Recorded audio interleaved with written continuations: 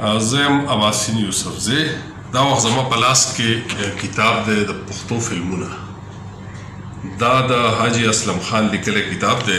د دې نه مخکې یو کتاب دی لیکلی و تیر هیر اوازونه.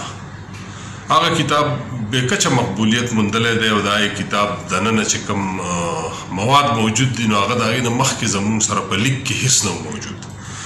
دا کتاب چې دی نو دا هم بالکل په دغسې موضوع باندې دی چې په دې موضوع د دې نه وړاندې هېڅ معلومات زموږ سره نشته. حاجي اسلم خان ډېر محنتي ریسرچر دی.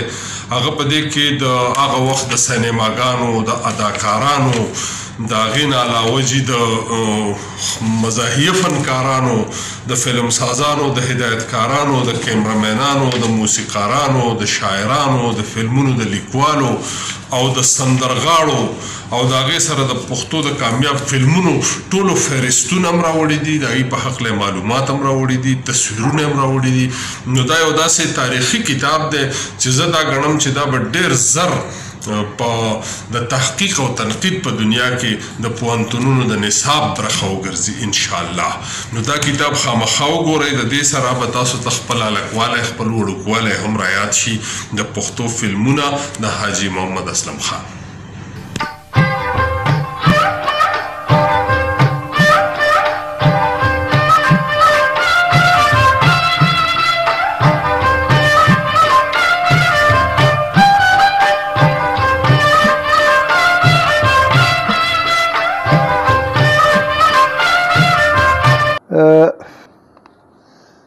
حاجي صاحب اسلم خان دا کتاب دی چې ما وکتو چې دا چاپ شو نو رښتیا خبره وي چې ډېر خوشحاله شوم او د زړه د کومې مبارکي درته وایم.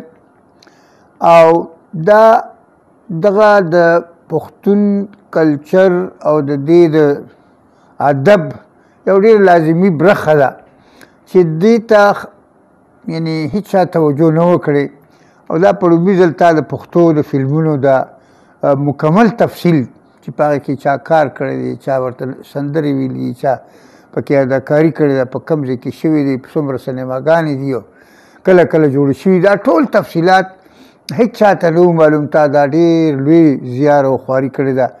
یو ځل درته بیا مبارکي ویم او زه یقین لرم چې پښتانه به دا کتاب په دغې انداز وګوري چې دا د پښتو د ادب او د پښتو د کلتور د پښتنو د کلتور یو ډېره لازمه او زبردسته جدیده حصه ده چې په ژوند کې د بدلون راوستو او نوي نوي خیالات خپلول او په نوو لارو د ساینس او د ټکنالوژي په لارو تلل دې سره په پښتنو کې چې دا نوي فکر نوی سوچ دا خور شي.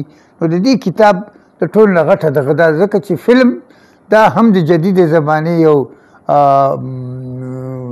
پیداوار دی او چې دا کومو ملکونو کې نه وي نو هغه داسې وګڼه چې هغه ډېر خوار او ډېر پسمانده او کم قومونه چې نن سبا فلم نه لري او فلمونو کې د هغه کارکنان کار نه کوي، فلمونه لیکل نه کېږي، سندرې ورته لیکل کېږي، ښودلی کېږي نه. نو پوه شئ چې دا قوم چې کم دی دا یا بې کلتوره دی، بې ادبه دی او یا بیخي د چا د لاس لاندې دی او په خپل اختیار په خپل ځان نه لري. نو زه ډېر خوشحاله شوم چې تا دا شی چاپ کړو او یو ځل درته بیا ډېره ډېره مبارکي وایم او ټولو پښتنو ته خواست کوم چې د ژوند دغسې اړخونه چې هغې ته چا توجه نه ده کړه لیکوالان او ادیبان د مهرباني وکړي دغې پاتې اړخونو ته د ژوند توجه وکړي او دغسې نوي نوي څیزونه دې ولیکي. مهرباني.